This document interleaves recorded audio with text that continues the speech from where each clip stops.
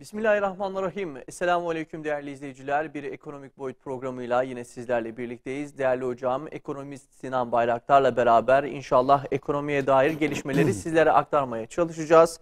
Hemen hocama dönmek istiyorum. Hoş geldiniz hocam. Hoş bulduk. Nasılsınız? Yayınlar, sağ olun. Allah daha iyisin. Amin. İnşallah. İnşallah iyi olacağız. Eyvallah. Peki hocam, genel bir sorumuza başlayalım. Haftalık yorumunuzu alalım sizlerden. Ne söylemek istersiniz? Hafta maalesef ki karmakarışık gidiyor. Yani dünyanın bu savaş ortamına sürüklenmesi bütün ekonomik değerleri alt üst etti. Evet.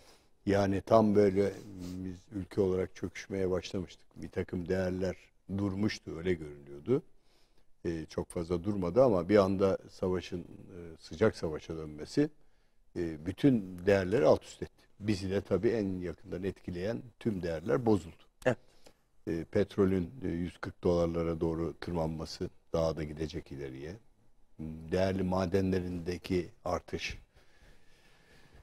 gıda ürünlerindeki artış, benzin fiyatlarında, yakıt fiyatlarındaki artış her şeyi alt üst ettiği gibi görünüyor şu anda. Kontrolü zor bir ortamdayız. Zor, gerçekten zor. Bu konuda Türkiye haftada en çok etkilenen ülkelerin başına geliyor. Bütün dünya etkilendi. Hatta dünya ekonomik verilerine baktığınız zaman IMF dahil, Dünya Bankası dahil küresel bozulmanın ciddi riskler taşımaya başladığını söyledi. Evet. Haftaya damgasını vuran tabii ki 10 gündür, 11, 12. gününde savaş. En büyük damgayı vuran o. Bütün değişimleri her sabah gece aktarılan haberlerin sonucunda rakamlar bozuluyor. Yukarı doğru fırlıyor. Kayıplar çoğalıyor. İnsan kayıplarından bahsetmiyorum. O ayrı stratejik bir konu. Ama ülkelerin küreselde ekonomik kayıpları gittikçe artıyor. Artmaya da devam ediyor. Ne kadar devam edeceği de belli değil. Tabii ki bu siyasi bir çekişmenin sonucunda oluşmuş bir savaş. Konumuz savaş değil, ancak ekonomiyi en çok etkileyen noktalardan biri de savaş ortamıdır. Kriz ortamıdır. Bu ciddi bir krizdir ve dolayısıyla bütün haftaya 10 gündür damgasını vuran, 10-15 gündür bütün olayları alt üst eden bir gelişme bu. Daha da devam ediyor. Tabii Ukrayna sorunu dünyada bizi neden bu kadar ilgilendiriyor dediğinizde yakın olarak. Çünkü biz İhracatımızın büyük bir bölümünü Avrupa Birliği'ne 95 milyar dolar kadar ihracat, 35 milyar dolar da bu ülkelere yapıyoruz. Rusya, Evet. Ukrayna ve Belarus ülkeleri dediğimiz ülkelere yapıyoruz. Özellikle bizim bu 35-40 milyar dolar ihracatımızın, fiili ihracatın önemli bir tutarı buraya gidiyor.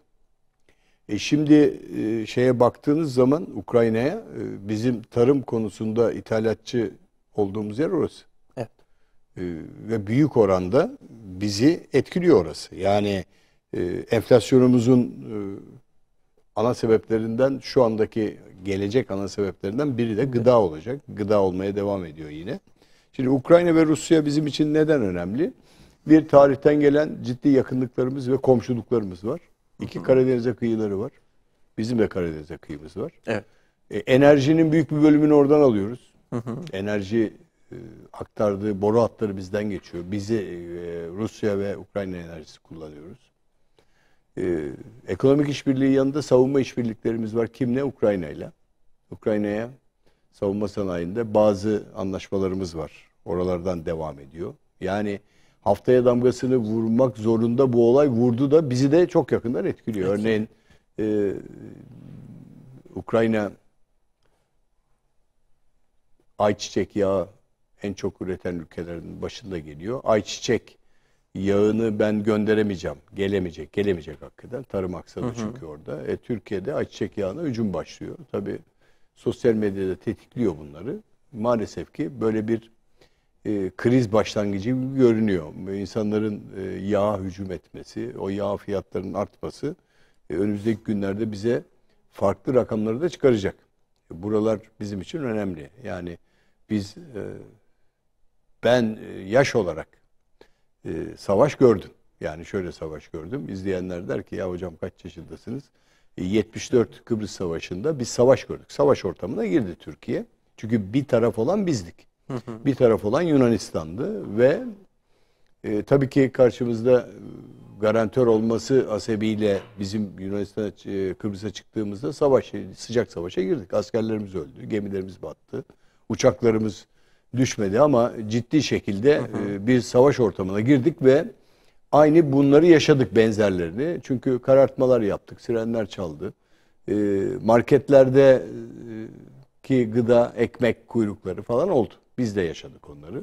Ama çok yoğun geçmedi. Kısa sürede Kıbrıs Savaşı'nı biz hemen işgal şeklinde değil de o dağları aşarak Kıbrıs'ta hakimiyeti sağladığımızda, Kuzey Kıbrıs tarafında. Çünkü karşımızda organize bir ordu yoktu. Ve dolayısıyla o savaşı biz çabuk atlattık sayılır ama bugün sivilleri çok etkileyen ve bizi de ekonomik olarak çok etkileyen bir yerdeyiz şu anda. Orası bizim için neden önemli dediğinizde ben size bazı rakamları verdiğim zaman zaten şeyin aslı çıkıyor ortaya. Bizim Ukrayna'la olan ilişkilerimizin aslı çıkıyor. Bir kere bizim baktığınızda turizm tarafında ciddi gelir kazandığımız yer Rusya ve Ukrayna. Evet. Her ikisi de yani turizm açısından Antalya bölgesini ve Türkiye'yi ayakta tutan bir yer. Özellikle Rus turistlerin biliyorsunuz o şey süresince, ambargo süresince gelememesi buraya bize ciddi kayıplara mal oldu. Bizim 38 milyar dolar ihracat geliri rakamımız vardı. Bu 38 milyar doların büyük bölümü de gelir olarak kaydedelim evet. Bunu. O kayboldu. 12 milyar dolar yaptık geçen sene. Gene büyük bölümü Rusya'dan gelen turistlerden oluştu. Ve dolayısıyla biz birçok şeyi kaybediyoruz. Kaybedeceğiz de. Yani önemli olan bizim bunları telafi edecek gücümüz var mı? Orası bizim için biraz endişeli. Evet. Mesela üretim, ithalat konusunda küresel salgınla başlayan bu sıkıntı, ayçiçek yağı sıkıntısı yaşayıp yaşamayacağı tartışılıyordu. Yaşamaya başladık. Yani yetkililerimiz tedarik, bakanlıkta tedarik sıkıntısı olmayacak. Yani halkın o gidip de ayçiçeği stoklaması anlamı yok bence. O stokçunun işine yarar. Fiyatı yükseltirler. Zaten onu yapıyorlar. Çok orada güzel. Da yani hiçbir şeye gidip saldırmanın anlamı yok. Biz savaşta durumunda değiliz. Şimdi bakın buğday ithalatımızın işte problem burada. %78'i Rusya'dan, %9'u Ukrayna'dan gerçekleşiyor. İthalatçı ülkeyiz biz maalesef. Arpamızın %40'ı, ayçiçeğin %56'sı Rusya'dan geliyor. Ayçiçeğin %56. Yani %60'lık bölümünü Rusya'dan alıyorsunuz. Rusya bölgesinden, Ukrayna'dan ve Rusya'dan alıyorsunuz. Şimdi kuraklık var. Evet doğru. Kuraklıkta bir şeyleri üretemedik. Ancak bu sene iklimsel olarak baktığınızda kuraklığı aşan bir yağış aldı Türkiye. Kar ve yağmurda. Fena değil. Bu sene gayet evet. Güzeldi yani. Şimdi şeye bakın, asıl önemli olan o. Yani biz bu savaştan etkilendik ama kök nedenlerinde neler var onların, ona baktığınız zaman buğday ekim alanlarımız son 20 yılda %30 azaldı. Yani burası enteresan. Biz niye ithalatçı oluyoruz? Orası problem. 6,8 milyon hektara düşmesinin nedenlerini bulmak lazım. Tarımda yanlış politikalar uyguluyoruz. En büyük problem orada.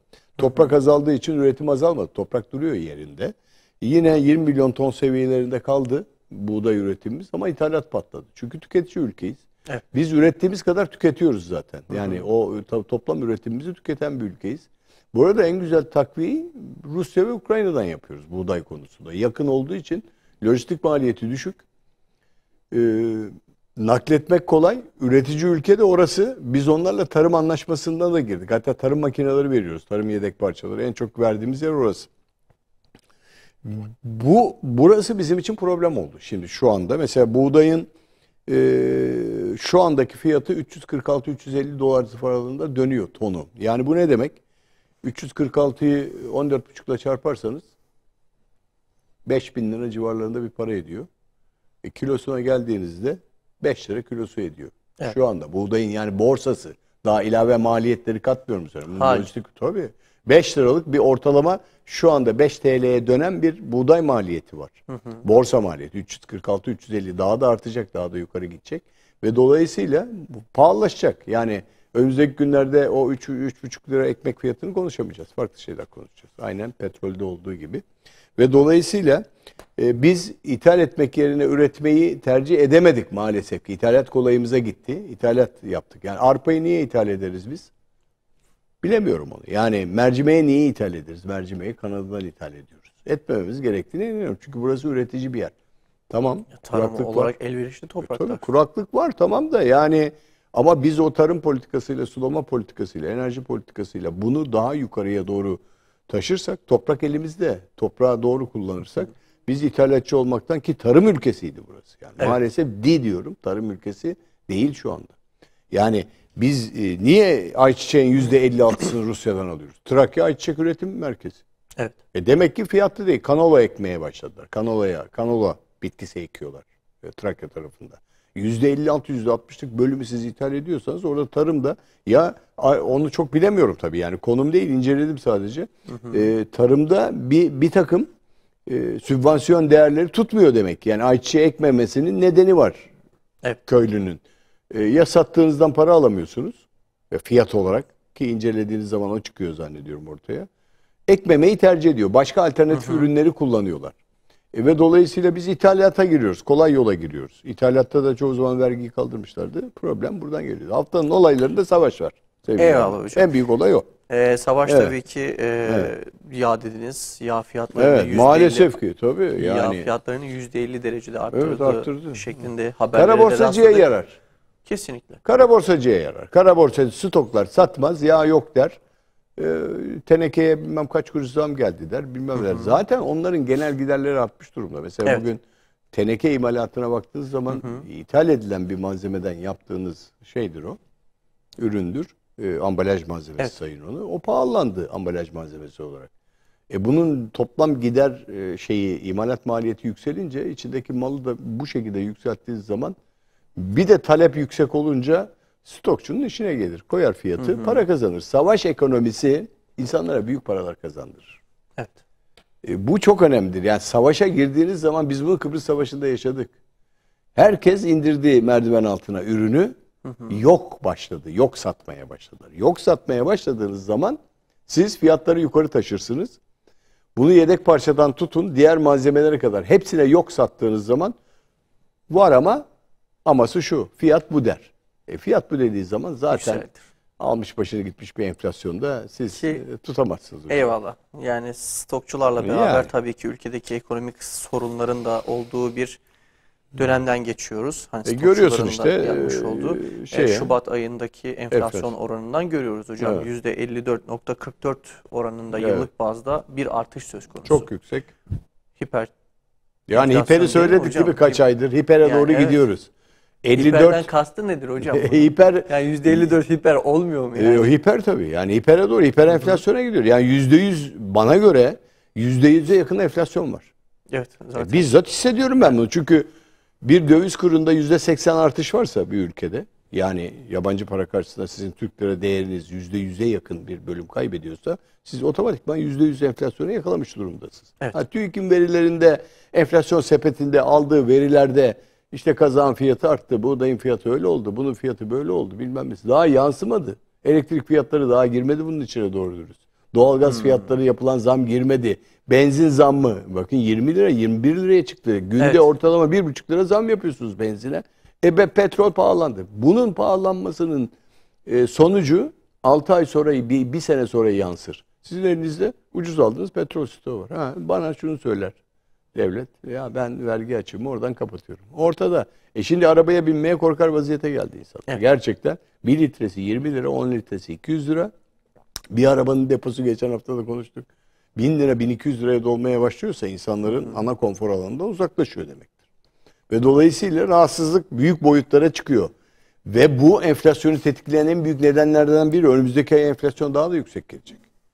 Hani Evet. bakanlık 50-55'i bulacağız. Haziran'a Nisan. kadar yükselecek. Ramazan geliyor. Ramazan'da gıda enflasyonu daha yüksek boyutlara gelecek. Fiyatları çekecekler. Türk halkı, Müslümanlar Ramazan'da daha fazla harcama Yağdan yapar. bahsettik hocam. Daha dün Yani. %50 yani 130 Yani. lira iken Evet. 200 liralara çıkan bir yağdan bahsediyoruz. Yani aylık Şubat ayında %11.10 artış var enflasyonda. Şubat enflasyonda. %11.10 aylık artı. Ocak ayında %48.69'du. 54.44'e çıktı. %11'lik yani TÜİK'in verileri %11 yansıyor. Her ay cebinizden %11-12 azalıyor. Yıllığını hesap edin onu. Devam ederse bu enflasyon %120'yi bulur 12 ayda. Evet. %10-11 civarında. Durmaz. Savaş olmasaydı belki, bakın, belki biraz aşağı doğru gelirdik. Belki. Ama bugün bakın yani enflasyonu kontrol etme imkanımız yok gibi görünüyor. Neden biliyor musun? Türkiye mal naklini lojistik tarafında araçlarla yapan, kamyonlarla yapan, taşımacılıkla yapan bir ülke. Demiryoluyla yapmıyor. Evet. Demiryolu daha ucuzdur. Yani orada da yakıt harcarsınız ama toplu bir taşıma yaparsınız. Taşıt maliyetini düşürebilirsiniz. Bugün benzinle, mazotla çalışan araçlarla siz mal nakli yaptığınız zaman direkt tüketime lojistik maliyeti olarak gelir orası. Geliyor zaten şu anda. Yani siz 20 liraya mazot satarsanız 20 liralık mazotla siz malı taşıdığınızda pazara geldiği zaman şikayet etmeyin malın yüksekliğinden. Bir elmayı 12-13 liraya halden çıkarırsınız. Vatandaşa 15-20 liraya satmaya çalışırsınız. Onu taşıyan adamın da bir maliyeti var. Bunların hepsini hesap ettiğiniz zaman satın alınamayacak boyuta geliyor. Şubat ayı yurt içi üfe 7.22 yıllık bazda 105'e çıktı üretici fiyat enflasyonu. Ben hep burada bağırıp çağırıp söylüyordum. Ya %40 çok yüksek üretici fiyat enflasyonu. %105. Başka bir kuruluş var enflasyon araştırması yapan. Zaten çıktı. 3 rakama çıktı enflasyon araştırmasında. Sonuçlarında. Yani TÜİK'in dışında akademisyenlerden oluşmuş bir kuruluş var. Evet. ENAK diye bir kuruluş. Bu kuruluşun açıkladığı enflasyon 3 rakamlı şu anda. 3 rakamlı enflasyon açıklıyorlar. Haklı görülebilir hocam. Yani çünkü bilemiyorum. Yani hani burada aylık bazda bakın en yüksek grupları söyleyeyim size. %8.41 ile içecekler yani su ve alkolsüz içecekler. Meyve suları gibi diğerleri ayran mayran hepsi dahil olmak üzere. %7 ile ev eşyası, %6.39 da sağlık. Yani gıdada yüksek enflasyon var. Aşırı. Sağlıkta da artış %6.39, %6.5 civarında sağlık artışı var. Ulaştırmada bir yılda %76 artış var enflasyona getiren. Şubat enflasyonu daha Mart'a doğru gittiğimiz zaman Mart'ın daha yüksek gelecek. Şubat küçük ay. evet. Yani daha küçük ay. 3-3,5 hafta gibi geliyor Şubat'ınki. Mart 5 haftaya yakın gelecek. Daha yüksek enflasyon yapacağız. Bakın ana grupları itibariyle %75.75 ile ulaştırma. Demin söylediğim olay enflasyona gelen. %64 ile ev eşyası, %64,5 ile gıda ve alkolsüz içecekler. Yıllık yüzde. Şimdi kalktığınız zaman beklentilerin üzerinde. Beklenti 52 civarlarındaydı. 50-52 civarlarındaydı beklenti. Ancak son 20 yılın zirvesi ne yükseldik? Yani 54-44 20 yılın zirvesi. Tepedeyiz. Şimdi bir şeyleri tamam Merkez Bankası yıl sonu beklentisi açıklıyordu. Yükselttiler. 34.06'ya. Hani o %5'lik enflasyon hedefi falan. Ha şunu söyleyebiliriz Şubat ayı enflasyonu tartışırken. Ya savaş, pandemi beklenti miydi? Hayır değil. Bu krizleri yönetmek için işin başında ben varsam ben yapacağım onları. Krizi yönetmekte. İşte orada hep şeye dönüyoruz. Kamu israfına, kamu harcamalara. Nereye ne şekilde parayı yatıralım, vergileri ne şekilde koyalım. Bakın devlet çok sübvansiyon yapıyor. KDV'yi indirdi. Tamam. Asgari ücretteki vergiyi kaldırdı. İşverenden alınan vergiyi. Tamam, güzel. Birçok vergiyi kaldırdı. Yani %8'lik KDV'leri %1'e indiriyor. Hala işveren takımı bağırıyor oradan. İndirin diyor. İndiriyor devlet. Nereden alacak bu giderleri? Nereden temin edecek? Devlet harcamaları nasıl şekilde yapacak? Para basarak yaptığı zaman enflasyon artıyor zaten. Basıyor da zaten bir miktar basıyor. Nereden alacak? Vergilerden biraz vergiyi arttırması lazım. İşte yakıttan alıyor şu anda. Yakıtta sübvansiyonu kaldırdılar. Bindiriyorlar orada. Oradan geliyor ÖTV. Taşıt satışından alıyor. Diğer yerlerden dolaylı vergi. Sigaradan alıyor. Evet. Alkolden alıyor. Bir yerlerden alıyor. Dolaylı vergiyi yüksek bir tutarda alıyor. Aldığı zaman bu sefer enflasyona ters etki yapıyor. Yani tamam biz şeyi kaldırdık diyor devlet yetkilileri. Anladığım kadarıyla o. Taşıttan verdiği benzinden alınan sübvansiyonu kaldırdık. Kaldır. Peki ne oldu kaldırdığın zaman? Döndü bu ana maliyetlere, girdilere doğru geldi bu. Girdiler arttıkça tekrar enflasyona yüksek değer gelecek. Yani enflasyon başımızın belası, kötü. Cüzdanımızdan sürekli her ay %10-15 civarında para eksiliyor. Giderlerimiz azalıyor. Allah bizi savaş ortamından korusun. Amin. Maalesef ki haberlere baktığınız zaman iç karartıcı. sivillerin öldüğü. Burada da tabii siyasi çok olay var. O ayrı bir olay. Onu siyasetçiler televizyonlarda yorumluyorlar, savaş uzmanları. Orada da ayrımcılık, farklı davranışlar, oradaki siyasi beklentiler, Rusya ile ilgili olan Amerika Birleşik Devletleri'nin yaptırımları falan, onlar farklı boyutta. Onları ayrı bir şekilde yorumlamak lazım. Orası ayrı bir yer. Evet, biraz Evet. önce üretici fiyat endeksinden bahsettik. Hemen diğer iş adamlarının ölçmüş olduğu %105 oranında. Evet. Evet. Ki haklı sayılırlar. Evet. Çünkü %150 Evet. oranında doğalgaz zammı geldi ki her ayda gelen bir zam var. Benzine aynı şekil. Lojistik sektöründe de bayağı bir, petrole yani zam var. Elektriğe de bir o kadar oranda zam var ve kurun yükselmesi, yani 13-14 seviyelerinde olması sebebiyle, hani bir de bu üreticiler ithal ediyorlarsa gayet etkilenmiştir. Kurunda %200'e varan bir, hani 5 liradan hesaplarsak Evet, evet. tabii, hani Evet, evet, 2 liradan değil artık 5 liradan hesaplarsak bir %200'e varan bir zam var hocam. Üretici fiyat endeksi bu kadar yüksekse gıda fiyat artışlarının, sadece gıda değil diğer temel artışlarında normal olduğu söylenemez mi? Yani şimdi bir gıda baktığınız zaman gıda önemli bir tarafı. Yani insanların hayatında su, ekmek, yaşam, sağlık, bunlar var. Bir insan niye yaşar? Bunları temin etmek için yaşar. Niye para kazanır? Bunlar. Şimdi burada aldığınızla verdiğiniz arasındaki fark büyüyorsa, yetiştiremiyorsanız kazandığınızla, Evet. yetiştiremediğiniz oranda bağırmaya başlarsınız. O da nedir? Ben bu ay aldığımı bir dahaki ay yerine koyamıyorum. En basit temel ihtiyaçlar. Yani biz hani ya aç kalmam, zeytin, peynir, ekmekle karnımı doyururum felsefesi bitti. Evet. Zeytin, peynir, ekmekle karnınızı doyuramıyorsunuz. O zeytin, peynir, ekmek pahalı. Ne yiyeceğiz o zaman? Biz ot yiyelim. Peki ot da pahalı. Yani pırasanın, ıspanağın kilosunun 15 liraya çıktığı bir ülkeden bahsediyoruz. Maydanozun 5 lira hocam. Maydanozun 5 lira olduğu bir ülkeden bahsediyoruz. Evet. Yani ot ya. Ot mu yiyelim? Ot yiyelim. Evet, ot da pahalı maalesef ki. Yani hayvanın otladığı ot da pahalı. Bizim yediğimiz ot da pahalı.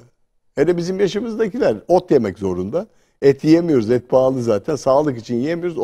Ot da pahalandı. Şimdi şeye bakıyorsunuz. Ya TÜİK tamam enflasyon açıklıyorsun ama dışarıdan %140 enflasyon var. Yani kalkıyor diğerleri enflasyon buluyorlar. Sepet alıyorlar. Normalde baktığınız zaman %120'leri varan bir enflasyon yaşandığını görüyorsunuz ülkede. Normalde o zaman bir takım değerlere bakalım. Ocak ayı enflasyonu, sonuç enflasyonunda memur maaş zamları falan gelecektir. Yani emekli zamları gelecektir. Ocak'ta verdiğiniz zamlar. Onun ölçüsünü bastırmak için yapıyorsanız o da yanlış. Evet. O da doğru değil. Yani bir taraftan bugün gıda fiyatlarına baktığınız zaman bizim temel zaten sorunumuz orada. Bugün tartışmamız o. Tartıştık, marketleri denetleyeceğiz, işte fahiş gıda, fahiş şeyler falan. Bunlarla çözüm üretemiyoruz. Bakın geldim, ben size Ukrayna'da ithalat rakamlarını programın başında söyledim. Gıda fiyatları dediğiniz zaman ana sebepleri var şu anda. Evet. Ben buğdayın 346-350 dolar civarlarında borsa fiyatı uluslararası piyasalarda dönmesiyle Türk lirasına döndüm. 5 lira kilosu ortalama borsa fiyatı. Evet. Bunun üzerine bindirebildiğinizi bindirin, koyabildiğinizi koyun. Buğdayın fiyatı ekmek üreticisine gittiğiniz zaman daha da şişecek. Ekmek üreticisi ekmek yapan fırın doğalgaz kullanıyor, işçilik kullanıyor, ambalaj malzemesi kullanıyor, maya kullanıyor. Maya dünyanın zammını yedi. Adam diyor ki 50 liraya aldığım maya 200 lira oldu diyor. Yani bu rakamları buraya yansıttığınız zaman siz satamazsınız, kapatırsınız o dükkanı. Yani adam ben yapamayacağım, ben bu dükkanı kapatırım. Ben bu fiyatlarla, sen fiyat kontrolü var ekmekte çünkü. Ekmeğe serbest üreticiye üret diyorsun. Halk ekmekler bile dünyanın zammına getirdiler. Halk ekmek türü, belediyenin ürettiği ekmekler bile çok yüksek zamlara erişti. Ve gıda fiyatları artışı toplumu ciddi rahatsız eder vaziyete geldi. Ama temelinde, maalesef ki temelinde şey var. Yani gıdayı arttırıcı nedenler var. Bir tanesi tarımda bugüne kadar olan politikalarda eksik veya yanlış, hatalı, doğru yönetilmedi. Çünkü bu kadar ithalatçı olmamamız gerekiyordu bizim. Tarım sektörü. Öncelikle olmamamız gerekiyordu. Yani 19-20 milyon ton buğday üretip 20 milyon ton tüketen bir ülkenin ithal etmemesi gerekiyordu. Evet. Biz 30 milyon ton üretmeliydik. Örnek veriyorum size. 20 milyon tonunu kullanıp 10 milyon tonu da stokta kalmalıydı ki fiyatları kontrol edelim. Yapamadık bunu. Evet, İthalatçı maalesef. olmayı tercih ettik. Yani arpayı, yulafı, ne bileyim bir takım şeyleri ithal etmememiz gerekiyordu. Burada bakın geldi işte. Bu tip sorunlar çıkacak. Yarın öbür gün Ukrayna Savaşı görünmüyor muydu? Kaç sene evvelinden Kırım'ın işgaliyle olan oralardaki rahatsızlık şey tarafından bilinmiyor mu siyasiler? Biliniyor. Dünya tarafından bilinmiyor mu? Hatta- Çin geçen sene 146 milyon ton buğday stoğu yaptı. Evet.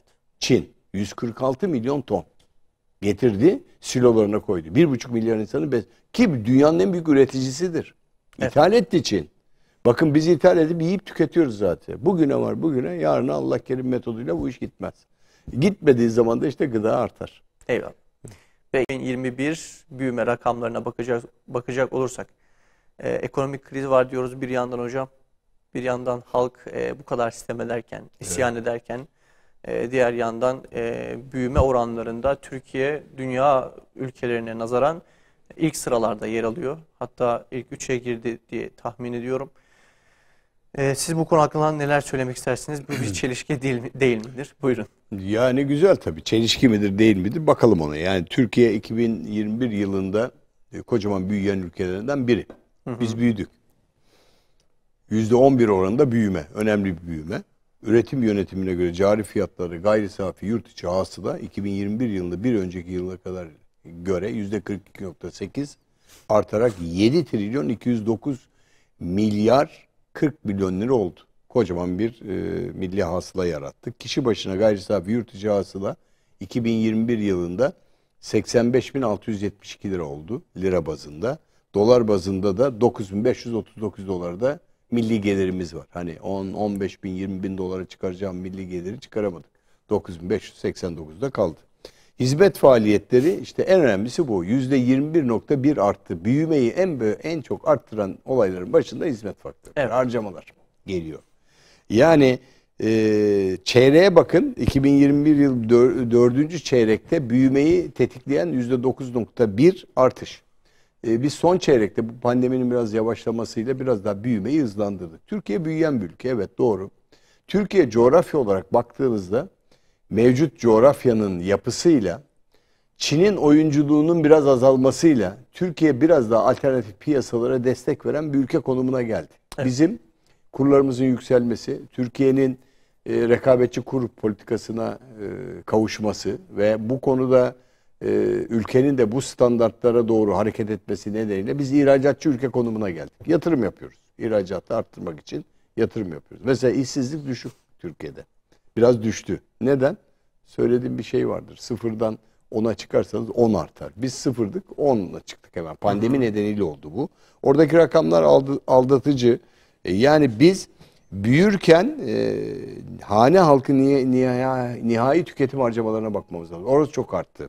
2021 yılında %15,1. Şimdi büyümeyi tetikleyen en önemli olayların başında o geliyor. Yani ve dolayısıyla biz büyürken hizmet sektöründe büyüdük. Evet. Büyüme rakamlarına baktığınızda hizmet sektöründen yani harcamalar tarafından çok yüksek değer ifade ettik.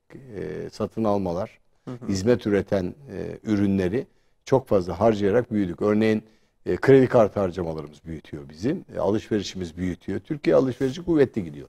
Enflasyon nedeniyle de yüksek büyümeyi tetikleyen sistemler girdi devreye. Çünkü fiyat artışlarının getirdiği son yıl 2021'de fiyat artışlarının getirdiği satın alma güdüsü var insanlarda. Yani daha çok zam gelecek, otomobil alalım, ev alalım, bir şeyler yapalım derken büyüttü sistemi. Büyütüyor. Yani hizmet yastık sektörünün altındaki büyümesi o. Evet tabii. Onu devreye sokuyor. Enflasyondan kazançlar geldi. Kayıplar var ama kazançlar da var enflasyondan. Yani şeyden kazanıyorsunuz, faizden, ki faizleri düşürdüler. İşte kur korumalı mevduat sistemi gibi geliyor. Altından kazanıyorsunuz. Evet. Ya 20 yılda %6.290 artış var altında. 20 yılda. 20 yıllık bir altın olduğunuzu düşünün, kullanmadığınızı düşünün. Atmışsınız kasaya. Duruyor orada. Evet. Yani hiç ihtiyacınız yok. %6.290 büyüme altında. Hala da devam ediyor. Ne söyledik burada? Dedik ki bakın kriz ortamı bu tip şeyleri arttırdı. Evet. Onu konuşacağız. Değerli madenlerdeki yükselmeyi konuşacağız. Sebepleri var. Şimdi büyürken neyle büyüdüğünüze bakmak lazım. Eğer hizmet sektörüyle, tüketimle büyüyorsanız Bunu sanayi sektörüyle destekleyemiyorsanız iyi bir büyüme değil bu. Evet. Bu büyüme istihdam yaratır mı? Evet, yaratır. Bak, bazı yerlerde yaratır. Ben şimdi %10 bir büyümeyi eleştirmiyorum. Gayet güzel büyüdü Türkiye. Büyüyecek de, daha da önümüzdeki yıllarda da büyüme gelecek. İnşallah. Yani bu dünya finansal veri sistemleri üreten kuruluş tarafından da teyit ediliyor ayrıca. Evet. Türkiye büyüyen ülkeler sınıfında. Diğerleri azalırken biz büyüyoruz. Büyümüş ülkeleri kastetmiyorum. Onlar büyümüş zaten. Onlardaki %1,5'luk büyüme önemli bir büyümedir. Mesela Almanya gibi gelişmiş ülkeler, Amerika gibi ülkeler, İngiltere gibi ülkeler %1,5, 2, 3 gibi büyüme, onlarda yüksek büyüme sayılır. Ama biz gelişmekte olan ülkede %10-15 civarlarındaki büyüme bizim için önemli bir rakamdır, ivmedir. Ancak büyüme rakamlarının içinde ne ile büyüdüğünüze bakmak lazım. Şimdi gelişiyorsunuz, büyüyorsunuz, çocuksunuz, tamam mı? Hormonlu gıdalarla boyunuz uzuyor. 20 yaşına geliyorsunuz, sağlık sorunları geliyor. Ona benzetiyorum ben onu. Eğer hormonla büyüyorsanız, palyatif büyümeler geliyorsa, yani doldur boşalt sistemiyle, ki Türkiye'nin şu anda hizmet sektörüyle büyümesi ona bekliyor. Sanayi sektörüyle çok büyüme yok. Aşırı büyüme gelmemiş orada. Hizmet tarafındaki yüksek oranlar büyümeyi tetikledi. Yukarı doğru gitti. Onlar neler? İşte e-ticarette büyüdük. Alışverişte büyüdük. E-ticaret sistemlerinin beslediği alt sistemlerle büyüdük. Aha, büyüdük mü? Evet. Rakamlar doğru mu? Evet. %100 doğru. İhracat büyüttü mü? Evet, doğru. Bunların hepsi büyüme rakamlarına esastır. Evet. Buradan hareket ettiğinizde Türkiye'nin büyüdüğünü çok rahat görebilirsiniz. Yani biz mal ve hizmet ihracatında 2021 yılında %25 civarında büyüme yapmışız. İthalat %2 arttı, ihracat %24 arttı. İthalat da artıyor. 2022 yılında özellikle baktığınız zaman bu ihracat artışı kurlardan geldi.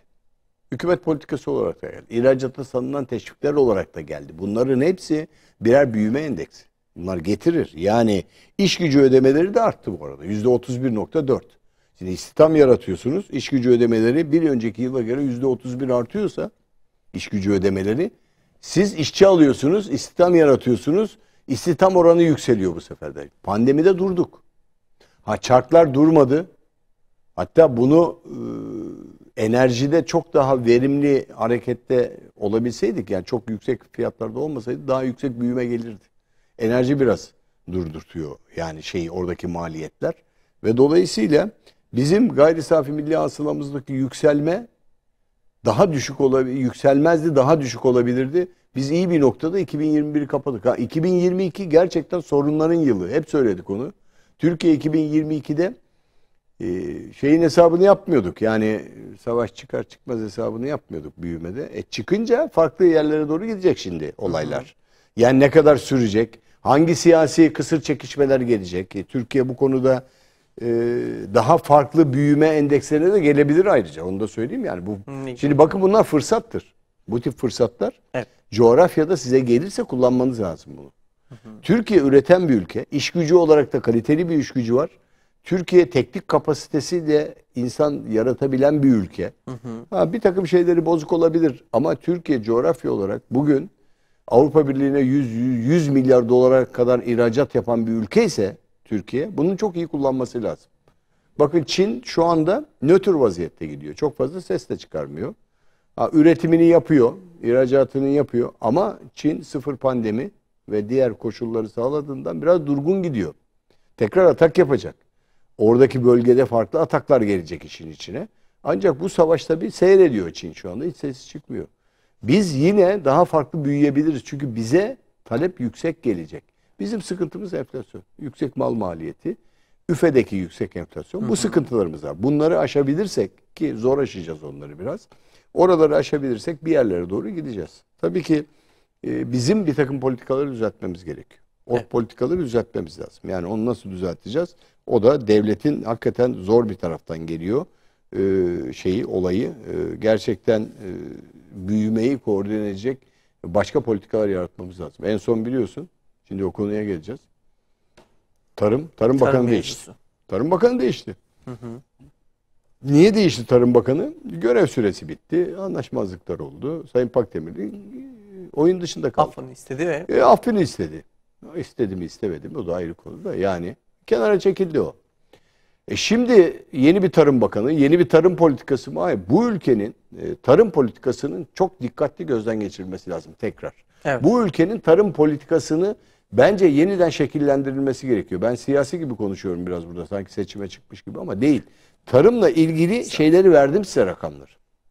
Tarımla ilgili yani baktığınız zaman büyümeyi de tetikleyen önemli unsurların başında tarım gelecekse, o zaman tarımı farklı bir şekilde alıp götürmek lazım. Yani farklı şeyi söylüyorum. Yani eğer 20 yılda sizin buğday ekim alanlarınız %30 azaldıysa, bunun üzerine parmak basmak lazım. Ben niye buğday ekemedim? Ekmek mi istemedim? Yani acaba ben bunu beceremedim mi? Yoksa bir politika mıydı? Yani biz tarım alanlarını azaltalım da köylü köyden çıksın, kente göçsün politikası mıydı? Bunların hepsinin konuşulması gerekiyor. Doğru muydu, değil. Bakın bugün şehirlerde geçim gittikçe zorlaşıyor. Evet. Aşırı boyutlara geliyor. Yani kiradan tutun gayrimenkul fiyatlarına kadar, işçi olarak çalıştığınızda aldığınız ücretlere kadar çok düşük ücret alıyorsunuz. Yüksek gideriniz var. Şehirde yaşamak zorlaştı.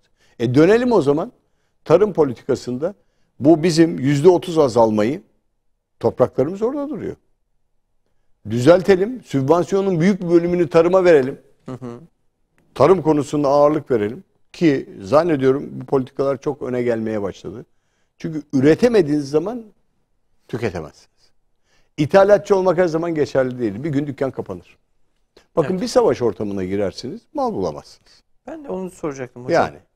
Uzun En basit. yıllardır küresel ısınmadan bahsediliyor. Küresel ısınmadan dolayı işte Evet. gıdalarda Evet. yükseliş ya da gıda sorunu yaşanacağını, su sorunu yaşanacağından bahsediliyor.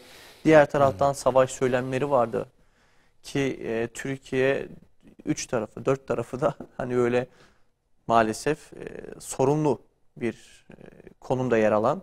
Sorunlu derken savaş olan ya da komşularla ilişkisi maalesef çok da iyi olmayan bir ülke konumunda. Buna rağmen neden tarım politikasında bir geliştirme yapılmadı? Tarım politikası neden bu kadar iyi değil? Buna bir el atılması gerekmez miydi? Ya Bu bizim son 20 yılda. sevgili Ahmet, bizim üç tarafımız denizlerle çevrili, balıkçılık politikamız yok hala. Evet. O da tarıma giriyor. Tarım Orman Bakanlığı'nın bünyesinde o. Bünyesinde. Yani hala bizim balıkçılık şeyimiz yok. Politikamızı netleştiremedik biz. Biz balık üretemiyoruz hala. Doğru düz veya ürettiğimizde evet üretiyoruz. Tükettiğimiz arasında fark var. Ve aşırı fiyatlarla geliyor. Halkı onlarla tarım politikası olarak besleyebilirsin. Orada iyi bir bakanlığı ayırırsın, bir denizcilik bakanlığı kurarsın. Bakanlık olarak kurarsın. Denizciliğin üzerine özel bir tanım yaparsın. Bizim balıkçılar Moritanya'ya gidip orkinos balığı avlamazlar, burada avlarlar. Evet. Moritanya'ya gidiyor bizim balıkçılar. Moritanya sahillerine gidiyorlar, Afrika sahillerine balık yakalamaya gidiyorlar. Japonya'nın en çok kullandığı şeydir o. Yani ton balığı, sushi yaparlar. Bizim hala balıkçılık politikamız yok. Yani bakın mazotu balıkçıya belirli bir fiyattan, tamam sübvanse ediyorlar düşük fiyatta. Yatlar daha düşük fiyat alıyor turizmciler. Evet. Yani bunların gözden geçirilmesi lazım. Bunların hepsinin çok dikkatli şekilde, ya yata ucuz veremezsiniz ya. Böyle bir hakkınız yok yani. Vermeyeceksiniz. Lüks harcama. Lüks harcama. Bugün turizm de lüks harcama. Şu mantıkla verilmiş olabilir. Belki yattaki işte turizm yapıyor. Turizmi çekelim. Biraz turizme ihracat yapalım. O düşük şey. Onu normal yatı ticari yat haline getiriyorlar. Keyfini yapıyor adamlar. Yani ben hiçbir zaman beni tanıyanlar bilir. Servet düşmanı olmadım. Hiçbir zaman da olmam. Yani kazanan kazandığı ölçüde yaşayacaktır. Buna hiç saygım sonsuzdur. Ancak benim ölçülerimde tarım daha düşük alacak, yat daha pahalı alacak. Evet. Mazotunu. Bugün tarımda biz bunu balıkçılıkta da yapamadık. Balıkçı çıktığı zaman akşama kadar dolaşırsınız. Bir tane avlayamaz. Dönersiniz, yaktığınız mazot cebinizden gider ve zarar edersiniz. Öyle bir meslektir balıkçılık. Bugün teknoloji olarak radarlarla ve diğer şeylerle, biraz konuyu bildiğim için söylüyorum. Yani balıkçı bir aileden geliyorum. Yani ailemde çok balıkçı var. Deniz kenarında büyüdüm. Oradan bildiğim için söylüyorum. Balıkçılık konusu çok öne alınmamış. Bir gün inşallah bir uzmanı buraya getiririz de bu konuyu açar. Balıkçılık konusunda. Ve biz tarım politikasında yaptığımız hataların bugün sıkıntısını çekiyoruz. Bakın çevremizde Her türlü savaşın olması nedeniyle, ki olacak, bu önümüzdeki dönemlerde de olacak, çıkacak bir yerlerde. Yani insanlar çünkü topraklarına sığmıyorlar. Bir takım endişeleri var. İşte siyasi olan endişeleri var. Rusya'nın endişeleri nedeniyle savaş çıkardığını söylüyor Rusya. Şimdi siz baktığınız zaman bu tip şeyler çok olabilir. Önümüzdeki dönemde yaşayabilir. O zaman döneceksiniz içeriye, kendi içinizdeki birçok sorunu bir yerlerden vazgeçip bir yerleri arttırmak suretiyle. Bu da nedir? Gıdadır. Evet. Bu da nedir? Eğitimdir. Bunları yukarıya taşıyarak yapacaksınız. Almanya 1945'lerde İkinci Dünya Savaşı'nda yıkılıp yakıldıktan sonra kalkınmış, bugün dünyanın en büyük ekonomisi haline gelmiştir. Evet. Çünkü içeriye dönüp ben bunu içimde halledeceğim demiştir. Ettiğiniz zaman. Biz tarımda şu metrekareleri veriyorum. Yani 6,8 milyon hektara niye düşürdünüz bunu? Ekim alanlarını. Burada çok büyük hata var bana sorarsanız. Toprak azalmadı. Ekim alanı düştü. Evet. Toprak duruyor. Bizim metrekaremiz duruyor. Topraklarımız duruyor. Evet. Ve dolayısıyla hatta belki şeylerde bile, Afrin tarafında bile ekimler yapıyoruz. Oradan da alıyoruz yani. O taraflarda bizim kontrolümüzde şu anda. Oralarda da tarım yapılıyorsa orada üretileni de sen alabilirsin. Bunları iyi bir koordine ettiğiniz zaman, iyi bir düzenleme ve üzerine çok birinci iş planı haline getirdiğinizde, odaklandığınız noktayı daha iyi düşündüğünüzde daha iyi sonuç alıyorsunuz. Tarım politikası hatalıdır Türkiye'nin. Evet. Geçen haftalarda yumurta konuştuk. Yumurtanın fiyatı niye ara? Ya yumurtanın fiyatının artmasının sebebinin altında başka nedenler var. Başka nedenlerin altında maliyetler var. Gübre fiyatı var, yem fiyatı var tavuğun.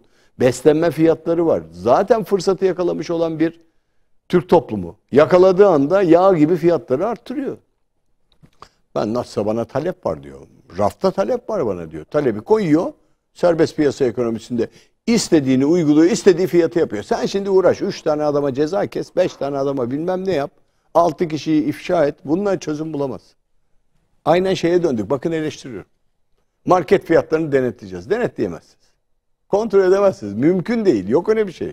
Evet. Market fiyatı denetlediğiniz anda denetleyin. Evet, kontrol etmeye çalıştığınız anda gıdada sahtekarlık da geliyor peşinden bu sefer. Gidiyor ki ucuz mal üretiyor. Sahtekarlık derken bel altı vurmaya başlıyorlar. Mesela gıda üreticisi şunu söylüyor. Ben gıdayı sardığım ambalaj malzemesindeki aşırı artış benim gıda fiyatlarını düşüremiyorum diyor ben. Onu indir diyor. Gıda fiyatlarında ambalajda aşırı artış var. Petrolden kaynaklı. Çünkü petrolün türev ürünleri ambalaj malzemesi. Evet. Ve dolayısıyla bunu da dolarla alıyorsunuz. Dövizle ithal ediyorsunuz. Boyayı, kimyayı, kaplama malzemesini, ne bileyim alüminyum folyoyu. Biz alüminyumu ithal eden bir ülkeyiz. Alüminyum folyo kullanıyorsunuz gıdada. Korkunç maliyetler var. Yani şaka değil bunların. Bunların hepsi, bütün bu toplam değerler getiriyor. Bize tarım politikasında işte çok basit rakamla söylüyorum. %30 azaltıyorsanız topraklarınızı, ekim alanlarını %30 ne demek ya? Bugün bakın %30 ileri gittiğinizi düşünün. 20 milyon tona yakın buğday üretimimiz var bizim. %30 arttıralım onu. 6-7 milyon ton üzerine ilave gelir. Yani 26-27 milyon ton, hatta mevsim uygun giderse 30 milyon tona çıkar buğday. Evet. 30 milyon tona çıktığı zaman sizin tüketiminiz 19,5 milyon ton. Ben verileri analiz ediyorum. 19,5 milyon tonun 10 milyon tonunu silolarda muhafaza edersiniz. Elinizde buğday varsa fiyatları da ona göre kontrol edersiniz. Şimdi elimizde buğday yok. Yediğimizde içtiğimiz aynı. Bugün. Yarın şimdi şey düştü. Bakın rakamı verdim size. Buğday ithalatımızın %78'i Rusya'dan. Hani dengeyi muhafaza ediyoruz şimdi. Rusya'ya da kızmayalım. İşte idare edelim. Putin'le aramızda. %78 ya. %9'u Ukrayna'dan çıktı devreden. Evet. Belki alamayacağız. Bilmiyorum. Ukrayna o gücü bulamayacak. Arpanın %40'ı, ayçiçeğinin %56'sı Rusya'dan. Şimdi ayçiçeğinin %56'sını Rusya'dan ithal ederseniz, ben ayçiçeğim Nisan'da bitecek, gelmeyecek derseniz markete müracaat ederler insanlar. Sanki ayçiçeği içiyor her gün de. Gidiyor marketlere. Sanki içme suyu gibi ayçiçeğine gidiyorlar, hücum ediyorlar. Ya. Ve dolayısıyla bu rakamlar getiriyor, bizim tarım politikalarımızdaki yanlışları ortaya çıkıyor. Biz ithal etmemeliydik. İthalat ne zaman yapılır? Ani şeylerde, kriz anlarında eksik kalabilecek takviyeyi yapabilmek için ithalat yaparsınız. Çin'in yaptığı gibi. Evet. 146 milyon ton, rakamı yanlış hatırlamıyorum. Çok dikkatle baktım onu. Geçen sene stok yaptı. Çekti dünyadan. Ukrayna'dan, Rusya'dan mal aldılar. Hatta Ukrayna, Rusya Ben artık şey yapmıyorum dedi. Pandemi nedeniyle çünkü üretemedik, bir şeyler oldu dedi. İhraç etmiyorum dedi. Stoklar bende dedi. O da geldi, devreye girdi. Şimdi dolayısıyla bizim baktığımız zaman en büyük sorun burada başımıza dert olarak geliyor. Tarım politikası. Evet. Peki hocam, topraktan bahsettik. Biraz daha toprak altına girelim. Toprak altına girelim. Toprak Evet. altına Toprağın bakalım. üstü önemli, altı ondan önemli. Ondan önemli. Ondan Evet. önemli. Evet. Değerli madenlerde bir artış söz konusu hocam. Evet. Değerli madenler hakikaten artıyor. Ki savaş olduğunda bu değerli madenlerde artış daha çok yükseliş söz konusu. Daha çok değerleniyor. Bu konu hakkında neler söylemek istersiniz? Bu artış böyle devam eder mi? Eder. Şimdi şuna bakalım. Değerli madenleri altın, bakır, gümüş olarak almayalım. Değerli madende emtia, ticareti konu olan altın, gümüş, petrol, bunların hepsi değerli maden. Evet. Doğalgaz, bakır, pamuk, mısır, buğday, şeker, bunların hepsi değerli maden. Kahve gibi malların tümüne verilen ad. Emtia bunların adı. Evet. Değerli maden olarak baktığınız zaman bakır, demir, gümüş, çinko gibi maddeler değerli maddeler. Alüminyum, demin söylediğim gibi. Ve dolayısıyla Rusya'nın Ukrayna'yı işgal etmesine başladığından bu yana bu süreçte yatırım dengelerinin hepsini değiştirdi. Evet. Pandemi sonrası bir kez daha emtialar ön plana geldi. Emtialar bunlar hepsi, bakın buğday fiyatından bahsettim. Zirvede gidiyor. Mart ayında bu emtiaların artış seyri de devam edecek. Mart'ın sonuna kadar da gidecek. Nisan'da ne olur bilemem. Piyasalar zaten Covid-19 salgınından bir problemdeydi. Özellikle tamam, hastalık biraz yatışmaya başladı hakikaten. Biraz bağışıklık sistemi de aşılarla biraz dengelendi. Evet. Ama geldi global risk, dediğimiz gibi Ukrayna Savaşı geldi. Yani ve süreç şeye doğru geldi. Şimdi altın fiyatlarına geleceğim. Belirsizlik dönemlerinde, enflasyon da yüksek olduğu dönemlerde, savaş ve işgallerde, doğal afetlerde yönelimler değerli madenlere doğru kayar.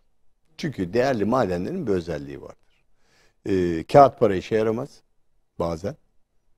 Kağıt para yanar gider. Altın cebinizde kalır. Altın hani çamura düşse de altın altındır. İnsanlar böyle savaş ortamlarında altına doğru yöneldiler.